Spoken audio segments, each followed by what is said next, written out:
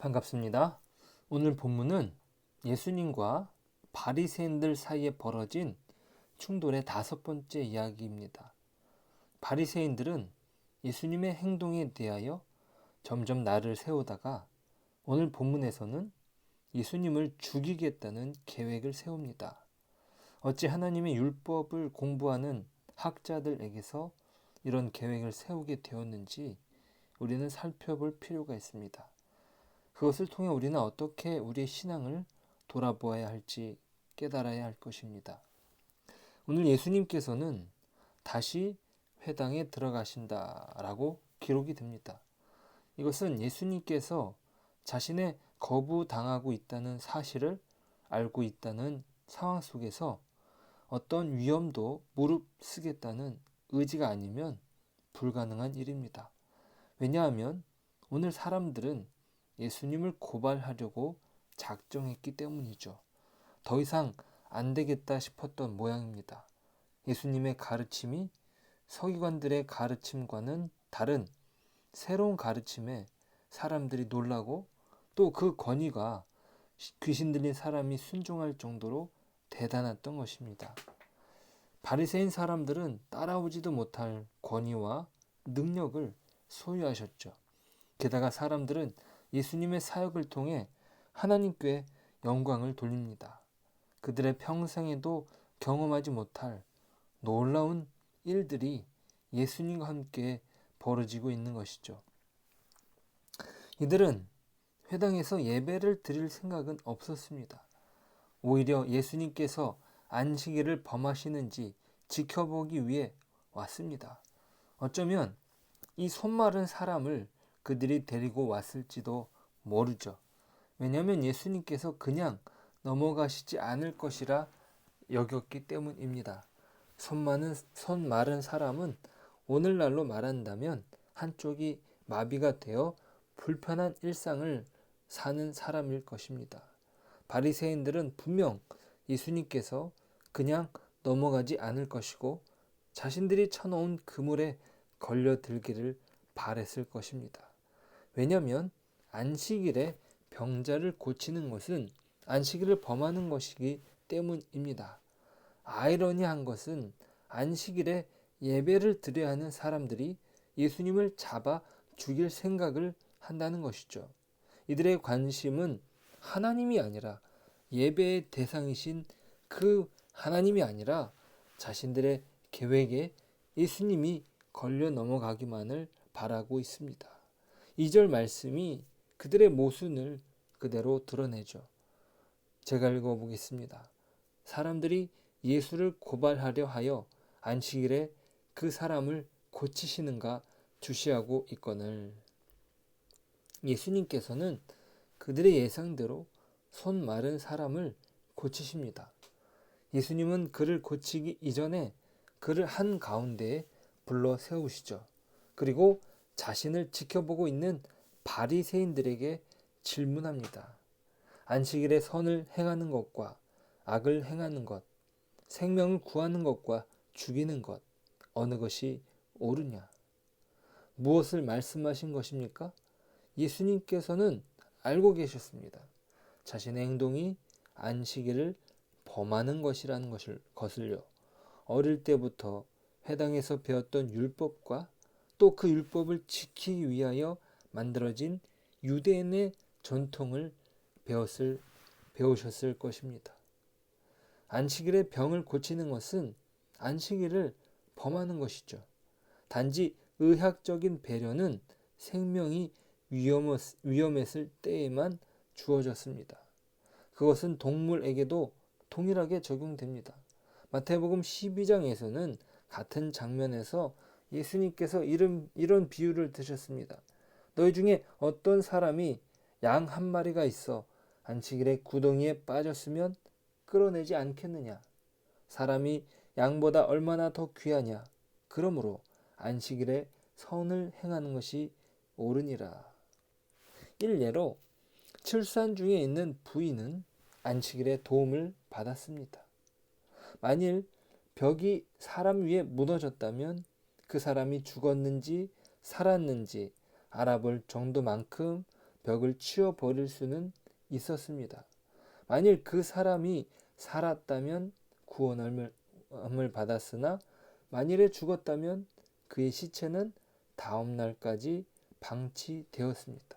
아까 말씀드린 그 양 한 마리도 마찬가지입니다. 또 골절은 치료받지 못했습니다. 대개의 상처는 그것이 악화되기를 방지할 수 있었으나 좋아지게 할 수는 없었습니다. 정통파 유대인들의 안식일에 대한 태도는 엄격하고 완고했습니다. 예수님은 이것을 알고 계셨죠. 손마른 사람의 생명은 조금도 위험한 것이 아니었습니다. 만일 그 사람을 다음 날까지 내버려 두었다 해도 육체적으로 더 나빠지는 일은 없었습니다. 예수님에게 있어서 이것은 테스트이죠. 어쩌면 마지막 테스트인 것입니다. 이 예수를 살려야 되나 죽여야 되나. 아니 우리가 죽이려고 하는데 이 올가미에 예수가 넘어가야 될 텐데 지금 지켜보고 있는 것입니다. 예수님은 일부러 그 사람을 모든 사람이 볼 수 있는 곳에 서게 하십니다. 그리고 아까 말씀드린 질문을 하신 것이에요. 자, 여기에서 생각해 봅시다. 안식일에 선을 행하는 것과 악을 행하는 것, 생명을 구하는 것과 죽이는 것, 어느 것이 옳겠습니까? 당연히 전자의 행동이 옳은 것이죠. 그러니 바리새인들은 아무런 대답도 하지 못합니다. 하지만 예수님의 이 질문은 그들의 행동을 정면으로 꼬집는 것입니다. 그들은 어떻게 하면 예수님을 죽일까 생각합니다. 즉, 그들은 안식일에 예수님의 질문에 따르면 악을 행하고 죽이는 것을 모의했습니다. 그들은 눈에 보이지 않지만 안식일에 하나님을 예배하는 것, 거기에는 관심이 없었고 어떻게 하면 예수님을 죽일까 작정하고 있었던 것입니다. 이것이 그들이 빠진 딜레마입니다. 예수님을 죽이기 위한 작정을 안식일을 이용해 그물을 올가미를 만들었다는 것이죠. 이것이 너무나 안타까운 현실입니다. 그래서 예수님께서는 이들에 대하여 탄식함이 있었습니다. 5절에 예수님께서는 그들의 완악함을 탄식하십니다. 그 완악함은 마음의 완악함입니다. 예수님께서는 눈에 보이는 것으로 그들의 입장에서 안식일을 범하시지만 사람을 소중히 여기는 생명의 사역을 감당하십니다. 하지만 그들은 눈에 보이지 않지만 예수님을 잡아서 죽일 계획을 합니다. 그들이 완악함이 어느 정도 있는가 하면 그들은 곧 나가서 헤롯 왕과 만납니다. 그리고 예수님을 죽일 논의를 하죠. 예수님을 따르는 사람들이 많기에 단순히 예수님을 잡을 계획을 한다는 것은 힘에 겨운 일입니다. 아마 성공하지 못할 계획인 것이죠. 그들이 예수님을 죽일 계획을 안식일에 하고 있습니다. 이것은 예수님께서 말씀하셨던 안식일을 진정으로 범하는 욕된 행위입니다. 그들은 사람을 죽이는 계획을 안식일에 하고 있습니다. 그들이 만나는 헤롯 왕은 바리새인들은 평소에 만날 생각을 하지 않았던 더러운 사람들입니다. 그들의 입장에서는요, 유대인이라고 하지만 헤롯 궁정의 측근자들로 그들은 언제나 로마인들과 가까이 거래를 하며 생활을 합니다. 정치적 안정이라고 하지만 바리새인들은 그들이 이방인들과의 접촉으로 더럽혀졌다고 생각합니다. 그러나 지금은 그들의 더러운 계획을 위하여 그들과 결탁을 하는 것이죠. 갈릴리 지역에서 주름 잡는 세력이 필요한 것입니다. 아무리 더러운 집단이라도 예수님을 죽이기 위해 결탁을 마지 않습니다. 왜냐하면 예수님을 향한 증오심이 그렇게 자신들이 무슨 계획을 하고 있는지도 판단하지 못하게 만듭니다. 이것이 바리새인의 완악함인 것이죠. 예수님께서 이것을 탄식하신 것입니다. 여기에서 정리를 하고 넘어가 보겠습니다. 바리새인에게 있어서 안식일은 의식이 되었습니다. 하나님께서 베풀어 주신 기쁨의 시간이 이들에게 있어서는 아닙니다. 안식일을 지키기 위해서 만들어진 수많은 규율들이 이들을 억누르고 있는 것이죠. 그런 면에서 이런 상황은 제2의 출애굽이 필요한 것입니다. 예수님은 구약시대 활동했던 모세와 같은 역할로 이스라엘을 잘못된 의식에서 해방시키기 위하여 오신 것입니다. 인간이 만들어낸 잘못된 의식은 선을 행하기보다 악을 행하게 되고 생명을 구하는 것보다 생명을 죽이게 됩니다. 그것도 안식일에 말이죠. 안식일을 지키다 보니 사람이 보이지 않게 된 것입니다. 그들이 지켜야 할 의식이 그들에게 확고한 신념으로 자리 잡았습니다. 그들이 지킨다고 하지만 이미 그것에 꽉 잡혀 옴짝달싹 못하게 된 것입니다. 예수님께서는 이런 의식화된 규율을 깨뜨리셨습니다. 의도적으로 깨뜨리시는 것이죠. 왜냐하면 그것이 그들을 붙잡고 놓지 않고 그들을 종으로 삼았기 때문입니다. 그러니 그들의 입장에선 예수님은 악인으로 확신한 것이에요. 그래서 예수님을 죽일 계획을 안식일에 작정한 것입니다.